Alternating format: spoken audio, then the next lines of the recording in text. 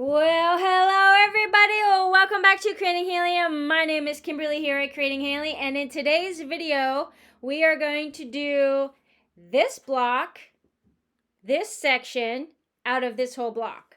So today's video is going to be kind of, I guess you could say part one of making this video, but we're just going to learn how to do a stitch and flip. This is called a stitch and flip. This video we're going to do a stitch and flip, and that stitch and flip is this block only, and we're going to make this block. So obviously this is the V out of the love. I got Snoopy and Tweety Bird for our February. It's not block of the month, but just for our February fun block. How about that? Now, I know we just had Valentine's Day. It's already passed. I did a heart video. It was like it's 7, I think it was like a 5, 6, 7 video series. It was mostly music. Oh, and the video is over, or not the video, but the this is what I put together. This is the project that I put together. So if you haven't seen this video, this was a 3-part series doing this, and then the borders. And then I added music to it, which made it non-monetized. But guess what? None of my videos are monetized to date, so it didn't really matter to me. But yeah, go watch that. And obviously I just made the top. I didn't do the whole quilt yet. I'm not really sure if I just want to finish this or add more border to it. So, but look how cool that turned out. I love it. I love the love. Anyway, we're not doing this love. We're doing this love today. So let's get into our video for stitch and flip. So let me preface this by saying I got this project out of this book, Quilt Maker's 1000 Blocks. It's on page 401. This love squared right here. These are the measurements of all the pieces you need to make this. This is the stitch and flip instructions, and then this is how you put the letters together down here. It comes out to be a 4-patch, pretty simple. And in the next video, I'll show you how to do it. The hardest part basically is cutting out the pieces. So if you look down here, all of these pieces are cut out. Now I've labeled them with my little stickies. So we have A, B, C, D, E, F, G, and H. Okay? So I have all of my pieces cut. You need 3 different colors. Well, you need 3 different varieties. So white is the background, obviously. So you need a big contrast. And in the book it says a light pink and a dark pink, or a medium pink and a dark pink. I love this fabric right here, and I wanted to use it. I wanted to use it in a project, and I'm going to use it in this one. I just think it's fantastic. And then this is the dark pink, and I just love how the love popped here, right? It's just awesome. So we're going to make this. This is a 12.5-inch unfinished block. So this will fit right in with all the other blocks that we're making this year. However, I'm not using batik fabrics here on my Sew a Year Full of Stars 2. I'm using all batik fabrics. So this is just cotton quilting fabric. I'm probably not going to put it in that batik quilt project.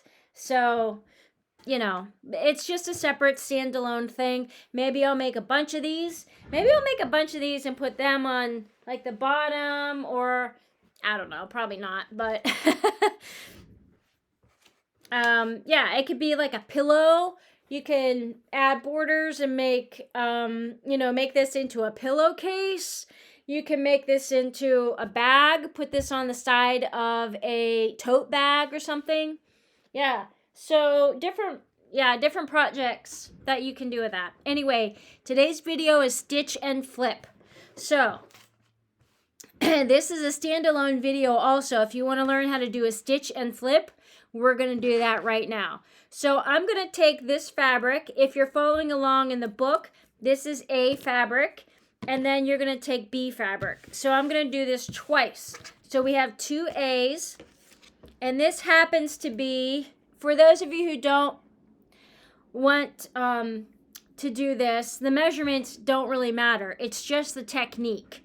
So this happens to be 3.5 inches by 6.5 inches. I'm pretty sure. Let me double check. 3.5 inches by 6.5 inches for both these. So I have a white and a light pink. And then I have the same color pink. These patches are gonna go on here, and then the white is gonna go on the pink one. Okay, so this is B. I believe this is 3.5 by 3.5. So you need one of these 3.5 by 6 in the pink, and then two 3.5 by 3.5 in the white. And then the same, it's going to be opposite. The white is 3.5 by 6.5, and then these are 3.5 squared. Okay, now the stitch and flip is super easy. Let me show you how to do it right down here. So make sure the front side is up. And if you're taking your color, you're going to place this on one side and just do one at a time. Get your pencil or your marking utensil, get your ruler or whatever straight edge you want to use. And now what we're doing, let me back up. We are going to replace these corners. So we're making a flying goose basically that's what we're doing. We're making a flying goose in like a more complicated way, I guess. But we're going to replace these corners, the white corners, with this color. So this is what we're doing right here. Okay, so this is eventually how the block or the rectangle is going to look. All right, so what we want to do is place one square face side down, and then be very careful on how you measure. You're not measuring, you're just connecting a line from one corner to the opposite. Now, when you look at it, you want to make sure that you aren't putting your line in the wrong direction. Okay, so once you hang on a sec. Thought I was gonna see. Excuse me, sorry, that should be edited out. Anyway, you want to make sure, so once you draw the line, double check yourself and then fold on the line. And if that looks like it's in the right place, then only then we can sew, okay? And we're just going to do one at a time. So if you need to, place a pin in the area that you are not going to sew, if that makes sense, because you want to cut this part away, all right? So let's take this to the machine. And I'm going to use a leader. Okay, now you want to sew on the, so if you're folding this over, I've done this video before, I've done this instruction before, but when you, just for refresher, especially if you're new, when you fold on this line, it eats up some of this fabric on this side, the side that you want to fold over. And if you use too much of that fabric, notice that your fabric, your square is going to be too short, okay? So you want to make sure that this fabric meets this side, okay? You want to make sure that overhang, it may be overhang, but definitely meets it square on. If it kind of looks wonky like that, then something is wrong and you need to redo it. So what I'm going to suggest, strongly suggest, is to sew, all you see is my hand right now, sew on the inside of this line. I don't even know if you guys can see that. So this line is very light, but sew just to the inside of this line, because this line goes from corner to corner. And so if you sew on the inside of this line, the fabric will be able to fold over the thread that sticks up from here. Even though it's a little bit, it still adds dimension. So you have to fold that over. When you press it down, it should lay flat. Okay, so that's what we're gonna do right now. So I have my leader going. Now I'm going to make sure that my needle is lined up just to the inside of my line, my drawn line.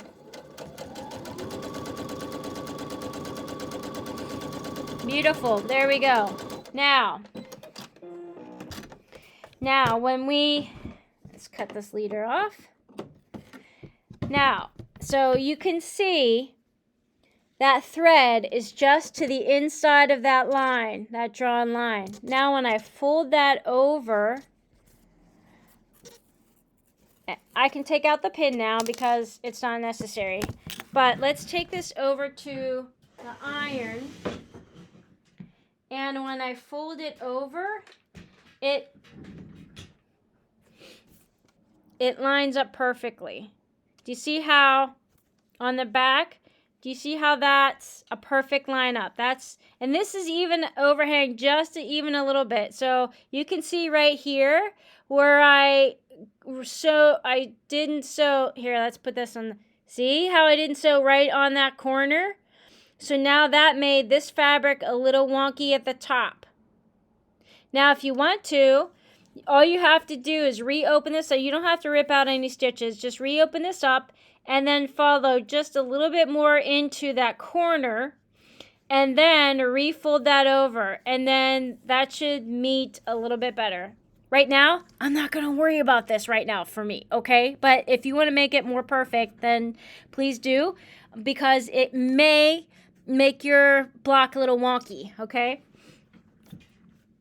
Now, once that is like that, what you can do is trim this off. So, which I would highly recommend. But because I'm going to save this for my crumb box, I'm also going to make a smaller circle. I'm sorry, half square triangle, just for my crumb box. Now, you don't need to do this. But now I'm going to cut down the center. And this is the rectangle that I want. So when you remove those 2 extra layers of fabric, this becomes 1 layer, and it becomes better in your quilt project. Now this piece right here is just a half square triangle that I'm going to put in my crumb box to use in crumb projects, okay? This means nothing in this project specifically. Now once you have this, you want to apply the other side. Now, the placement of this is very important because you want to make sure that you're sewing in this direction. Oh, this direction, okay? You don't want to inadvertently do this. This would be wrong. You're making a flying goose, okay? Yeah, that's what you're doing. You're making a flying goose. So then you want to draw that same line from, and this is going to overlap right here, and it needs to. Okay? So make sure everything is squared up and draw your line corner to corner. And then again, sew on just the inside of that line.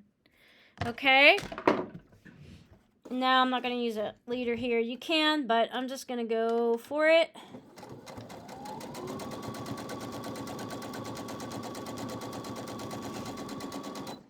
All right, there we go. And now you can see I made that stitch right off the edge there. Okay, so it's not exactly in that corner, but it's pretty darn close. Now, when I fold this over, it's just a tiny bit sticking up, but I'm pretty close. All right, so that's good enough for me. Now, again, if you wanted to make your half square triangle for your crumbs, go ahead and do that. Just to save time, I'm just going to trim this off. And this is what it looks like. Here's your flying goose. Nice. Okay? Now, we're going to do that same thing to the other fabric. That's called a stitch and flip. Okay?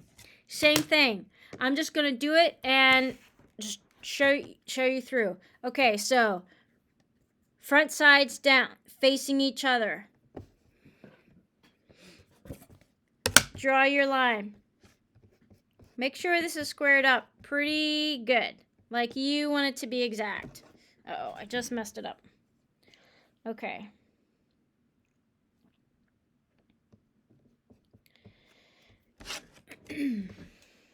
So you want this to be exact. Now, I'm replacing this corner. So I want to make sure that my direction goes correctly.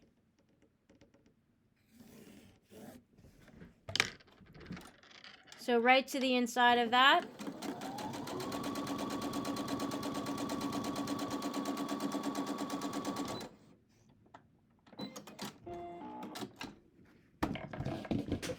Trim. Oops, that was really close.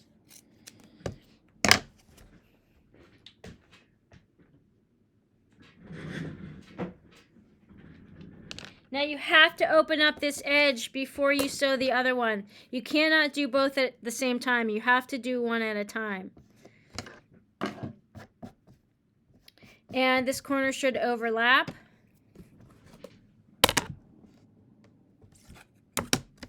This is the side that we are replacing. So we're replacing the color with a white square.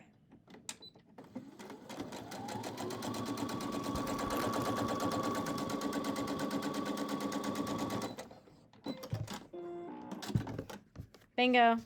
And there you go.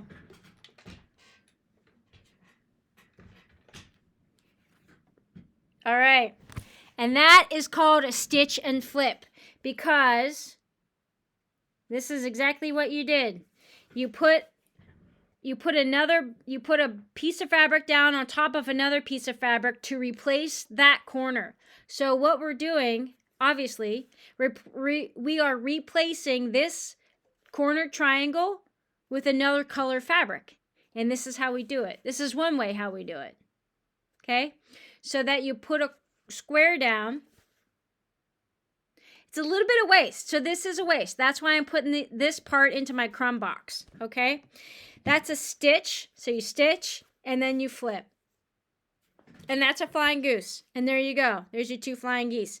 Now, in the project, we're going to put this together to make, here we go, to make love, to make that V. Sew these 2 together, flip that, 1/4 inch seam allowance, open it up. Here's your V for that project. All right, I'll see you on the next video on how to finish this love block. Oh, where is it? Ah, this love block. All right, you guys. See you on the next vid. Bye for now.